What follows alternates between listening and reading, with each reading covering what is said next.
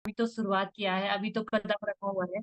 अभी तो इस सिस्टम में अभी बच्चे हैं, अभी तो शुरुआत किया है, बट कहानी अभी कुछ भी नहीं है। सीख रही हूँ मैं अपनी सभी ग्रेट अपलाइनों से के माध्यम से। और बहुत बहुत धन्यवाद करना चाहूंगी दीदी मैं आपको, जो आपने मुझे आज यहाँ पे इनवाइट किया है। तो शुरुआत करूंगी मैं। एक छोटी सी शुरुआत करूंगी, नई शुरुआत। सीखती गई अपनी हर एक ठोकर से, सीखती गई अपनी हर एक ठोकर से, ना रुकी कभी ना झुकी कभी, ना कभी ठहरी कहीं। यह है एक नई शुरुआत, यह है एक नई शुरुआत। थैंक यू, धन्यवाद। और धन्यवाद करना चाहूंगी मैं अपनी ग्रेट अपलाइन, ग्रेट गुरुदेव, जिसने मुझे ये सिस्टम दिया, सच में जीने का एक मौका दिया है। Thank you, thank you. बहुत बहुत दिल की गहराइयों से धन्यवाद करूंगी मैं अपनी रिम्पी बहन दीदी जी का।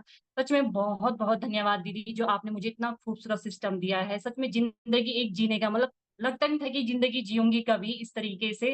और आज लग रहा है कि सच में कि मैं जिंदगी जी रही हूँ। और बहुत ही अच्छे तरीके से जिंदगी जी रही हूँ। और बहुत बहुत धन्यवाद करना चाहती हूँ मैं सुषमा विश दीदी जी का, जो हमारे पूरे देश की शान और टेक्निकल अचीवर। बहुत बहुत धन्यवाद दीदी, आपको चरण स्पर्श प्रणाम करती हूँ। और प्रणाम करना चाहूंगी यहाँ पे हमारे गुरुदेव एजुकेशन के भंडार, जिनकी एजुकेशन से आज हम ये सिस्टम को मैं यहाँ तक पहुंची हूँ। और मैं नहीं, मतलब हम सब महिलाओं के लिए एक प्रेरणा स्रोत हैं। आशीष वशिष्ठ भैया जी का बहुत बहुत धन्यवाद करना चाहूंगी। थैंक यू भैया, बहुत बहुत धन्यवाद, दिल की गहराइयों से आपका धन्यवाद करूंगी।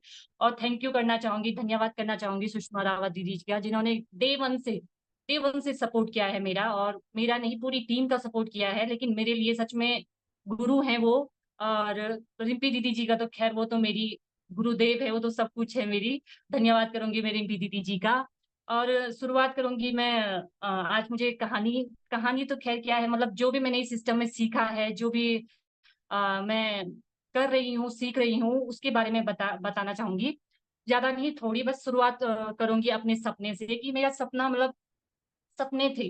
सपने हर किसी के होते हैं, मेरे भी सपने थे कि मैं भी कुछ बड़ा करूंगी सिस्टम में। मतलब सिस्टम में नहीं, पहले से सब बचपन से सपना था कि मेरा वैसे सपना था कि मैं जैसे फौज होता है, जैसे आईटीबीपी में जाना, पुलिस में जाना, ये मेरा बहुत बड़ा सपना था।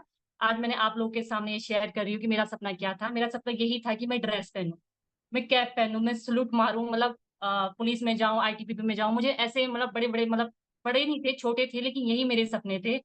और इन सपनों से मतलब जिंदगी मतलब जी रही थी कि हाँ कभी ना कभी पूरे होंगे। लेकिन जिंदगी की जो मंजूर वही।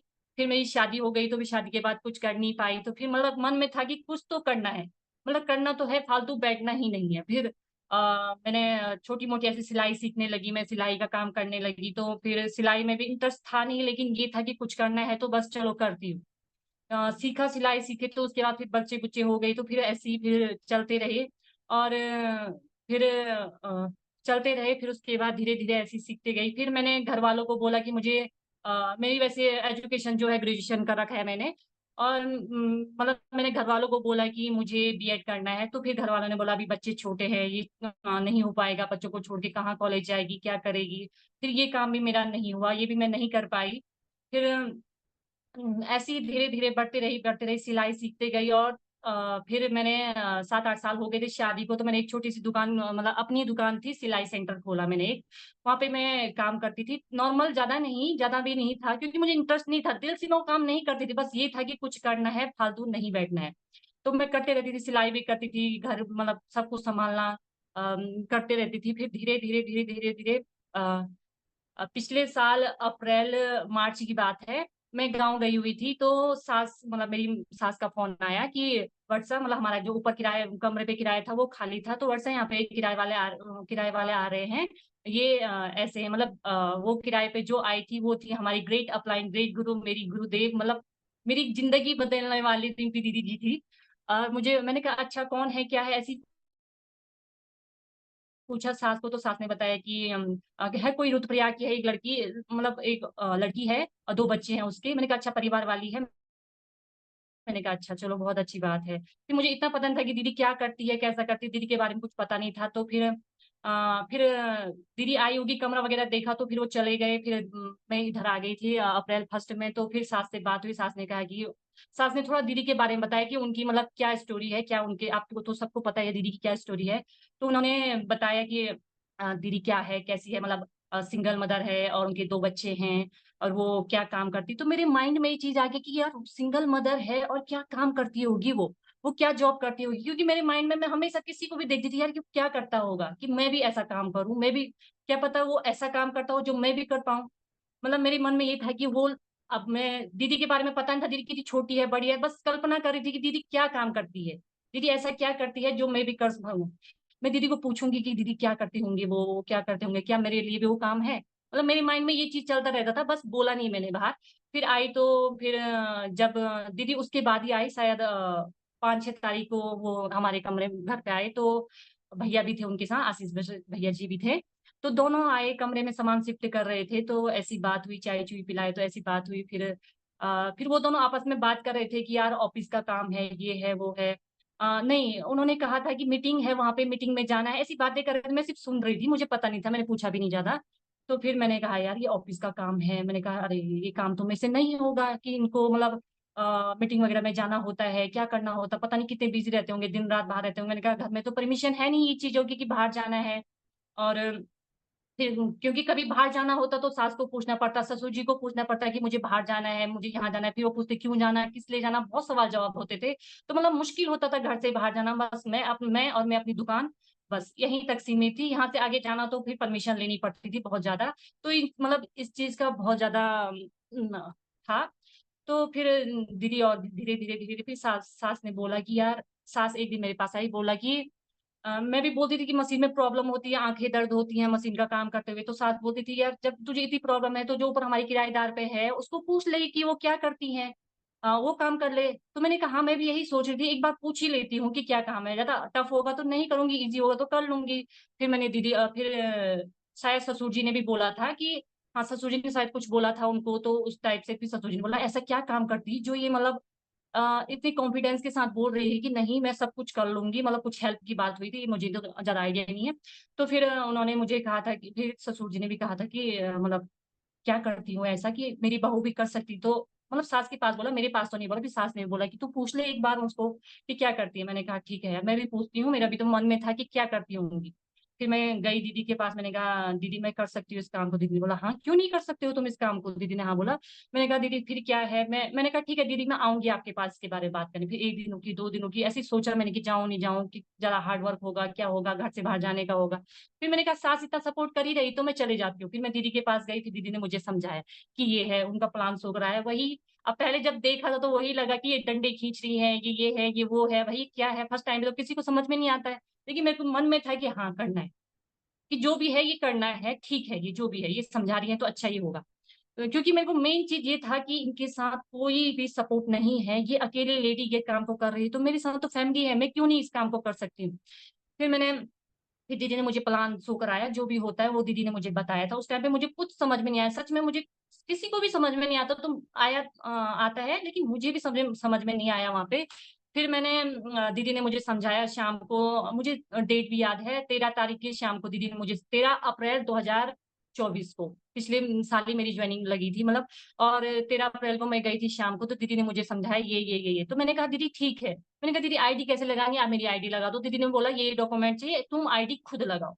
तो दीदी ने मुझे जब ऐसा बोला, मैंने कहा मैं कैसे करूंगी भाई, मुझे तो इतना आइडिया है नहीं, फोन तो मेरे पास था, ऐसा नहीं पढ़ी लिखी भी मैं हूँ, लेकिन मुझे फोन का सच में ज्यादा आइडिया नहीं था। मतलब मैं सिर्फ यूट्यूब देखती थी एक, और व्हाट्सएप देखती थी, बस उससे ज्यादा मुझे ना फेसबुक से कोई मतलब था, ना इंस्टाग्राम वगैरह कुछ भी मैं मतलब फोन में कभी देखा नहीं। तो फिर मैंने दीदी को बोला दीदी मैं कैसे करूँ, दीदी ने मैं हूं ना मैं बताऊंगी। मैंने कहा ठीक है। फिर मैंने दीदी ने जो जो डॉक्यूमेंट मांगे मैंने डाला, फिर नीचे गई तो अपने रूम पे गई, भरा, जितना आया आया, जितना नहीं आया दीदी के पास आई, दीदी ये नहीं हो रहा है। फिर दीदी ने कहा ठीक है। फिर दीदी ने जो जो मेरे से नहीं हुआ वो दीदी ने किया, फिर मेरी आईडी लग गई। फिर मैंने कहा दीदी सामान, बोला दीदी ने बोला 2,000 का सामान लेना है। मैंने 2,000 की जगह 1,000 समझा। मैंने कहा ठीक है 1,000 रुपये है मेरे पास, चलो मैं सामान लेने। फिर अगले दिन 14 अप्रैल को हम फिर पीयूसी गए बनियावाला में। वहां पे मैंने सामान लिया, तो सामान लिया तो 1,000 रुपए का। मैंने कहा दीदी 1,000 रुपए का सामान हो जाएगा। दीदी ने 1,000 नहीं 2,000। मैंने कहा क्या 2,000 की आईडी थी, बोला हाँ। मैंने कहा 2,000, मैंने तो 1,000 सुना था। उन्होंने कहा कोई बात नहीं 2,000 की आईडी। मैंने कहा ठीक है। 2,000 बोलते ही मैंने 1,500 पीबी वहां पे डन किया।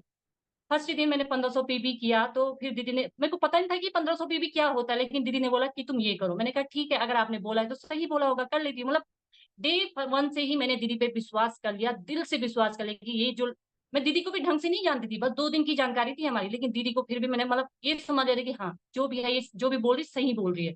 फिर मैंने 1500 पीबी करके घर आई, मैंने सामान वगैरह दिखाया घर वालों को, तो घर वालों ने बोला ठीक है जो भी है। फिर ऐसी धीरे-धीरे शुरुआत की। फिर दीदी ने नेक्स्ट बताया कि 24 अप्रैल को बीसी सागा जी का प्रोग्राम है। ये प्रोग्राम इधर राजपुर रोड साइड था। तो दीदी ने कहा कि वहाँ पे चलना है। मैंने कहा दीदी प्रोग्राम क्या होता है, कैसा होता है? दीदी ने बोला चलो दिखाते हैं वहाँ पे। फिर वहाँ पे जब गए तो फिर वहाँ पे बीसी छावड़ा जी आए थे वहाँ पे। तो देखा तो वहाँ पे मतलब बिल्कुल इतनी मैंने तो समझ ही नहीं आया कि ये क्या हो रहा है यहाँ पे। इतनी ज्यादा भीड़, इतनी ज्यादा मतलब सजावट वगैरह होती है प्रोग्राम में। मैंने कहा ये क्या है यहाँ पे।